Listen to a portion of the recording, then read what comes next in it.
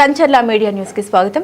Cargo airport రద్దు చేయాలని, బలవంతపు భూసేకరణ ఆపాలని, నిర్బంధాన్ని ఎత్తివేయాలని కోరుతూ మార్చి 23 నుండి 31 వరకు అన్ని గ్రామాల్లో బ్లాక్ రిబ్బన్ ధరించి నిరసన తెలియజేయాలని సిపిఎం పార్టీ జిల్లా కార్యదర్శి డి గోవిందరావు, సిపిఐ జిల్లా కార్యదర్శి Chapara Venkataramana, CPI ML New Democracy జిల్లా కార్యదర్శి తాండ్రి ప్రకాష్, లిబరేషన్ నాయకులు ఎం రామారావు, కార్గో ఎయిర్పోర్ట్ అధ్యక్ష ప్రధాన కార్యదర్శులు కుమరవాసు, జోగి అప్పారావులు పిలుపునిచ్చారు. స్థానిక సిఐటియు కార్యాలయ ఆవరణంలో కార్గో ఎయిర్పోర్ట్ వ్యతిరేక పోరాటానికి సంఘీభావంగా సభ నిర్వహించారు. ఈ సందర్భంగా వారు మాట్లాడారు. కార్గో ఎయిర్పోర్ట్ పేరుతో ప్రజల సంపదను కార్పొరేట్లకు కట్టబెట్టే హక్కు మీకు ఎవరు ఇచ్చారని కేంద్ర పౌర విమానయాన శాఖ మంత్రి కింజరపు రామ్మోహన్ నాయుడిని ప్రజలు ప్రశ్నిస్తున్నారని వారన్నారు. కార్గో ఎయిర్పోర్ట్ ప్రతిపాదన రద్దు చేయాలని, బలవంతపు భూసేకరణ ఆపాలని, అదేవిధంగా రాష్ట్ర ప్రభుత్వ నిర్బంధకాండని నిరసిస్తూ 23వ తేదీ నుండి 31వ తేదీ వరకు నల్ల రెబ్బను వారోత్సవాలు జయప్రదం చేయాలని చెప్పి ఈరోజు కమిటీ తరఫున పిలుపునిస్తున్నాం. ప్రతి గ్రామంలో కూడా నల్ల బ్యాటరీలు ధరించి ఈ ప్రభుత్వానికి వ్యతిరేకంగా, కార్గో ఎయిర్పోర్ట్కి వ్యతిరేకంగా, బలవంత భూసేకరణ వ్యతిరేకంగా పెద్ద ఎత్తున ఎక్కడికక్కడ నిరసనలు చేయాలని చెప్పి పిలుపునిస్తున్నాం. ఈరోజు కేంద్ర పౌర విమానయాన శాఖ మంత్రి రామ్మోహన్ నాయుడు గారిని ఒక ప్రశ్న అడుగుతున్నాం. ఇది ప్రజలు అడుగుతున్న ప్రశ్న. తరతరాలుగా వారసత్వంగా వస్తున్న సంపదని, ప్రజల సంపదని ఇవాళ కార్పొరేట్ కంపెనీలు కట్టబెట్టే హక్కు మీకు ఎవరు ఇచ్చారు అని చెప్పి ప్రజలు అడుగుతున్నారు. దానికి మీరు సమాధానం చెప్పాలని చెప్పి రామ్మోహన్ నాయుడు గారిని మేము ప్రశ్నిస్తున్నాం.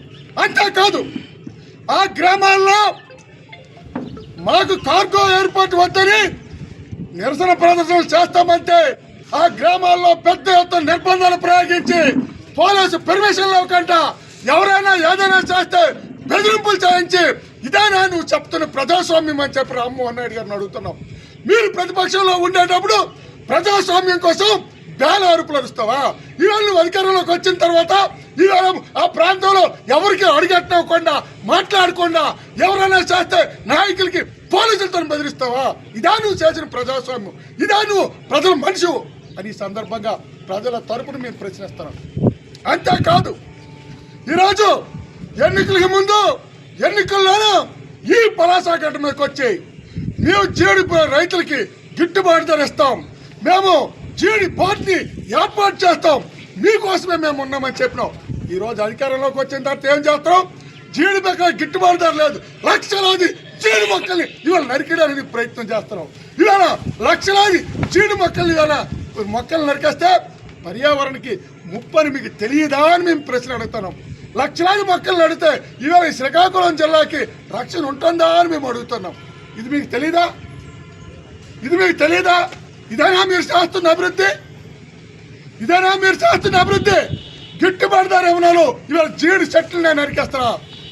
3 సార్లు ఎంపీగా, ఒకసారి కేంద్ర మంత్రిగా మీరు అయినారు. ఈరోజు ఈ జిల్లాలో పెండింగ్ ప్రాజెక్టులనే 10 పైసలు ఈ జిల్లాకు మీరు తీసుకొని వచ్చినారా? పెండింగ్ ప్రాజెక్టులు పూర్తి చేస్తే ఈ జిల్లా విస్తారమైన అభివృద్ధి అవుతుంది. 2 పంటలకు నీరిస్తే కోట్లాది రూపాయల ఆదాయం వస్తుంది, వ్యవసాయ ఆధార పరిశ్రమ అవుతుంది. అది అభివృద్ధి అంటే. కార్పొరేట్ కంపెనీలకు భూములు కట్టబెట్టేస్తే అభివృద్ధి కాదు అని చెప్పి సందర్భంగా చెప్తున్నాం. ఈ ఉత్తరం అభివృద్ధి చెందాలంటే జీడికి గిట్టుబాటు ధర, జీడికి గిట్టుబాటు ధరిస్తే విస్తారంగా జీడి పంటలు పండుతాయి. జీడి పంటలు పండితే జీడి ఆధార పరిశ్రమలు వస్తాయి. దీని మీద ఇప్పటికే 50,000 మంది పరిశ్రమ కార్మికులు, ఇంకొక 50,000-60,000 మందికి ఉపాధి దొరుకుతుంది. నువ్వు ఎందుకు అట్లాంటి పంచాయి అని చెప్పి మేము అడుగుతున్నాం. ఈరోజు ఈ విధానాలకు వ్యతిరేకంగా పెద్ద ఎత్తున ఉద్యమాలు చేపడతాం. ఆ ప్రజలు చేస్తున్న పోరాటానికి ప్రజలంతా సంఘీభావంగా ఉన్నారు, ప్రజలంతా అండదండలతో ఉన్నారు. ఈ పోరాటాన్ని ఎన్ని నిర్బంధాలు ప్రయోగించినా సరే పోరాటాన్ని ముందుకు తీసుకెళ్తామని చెప్పి హెచ్చరిక జారీ చేస్తాం.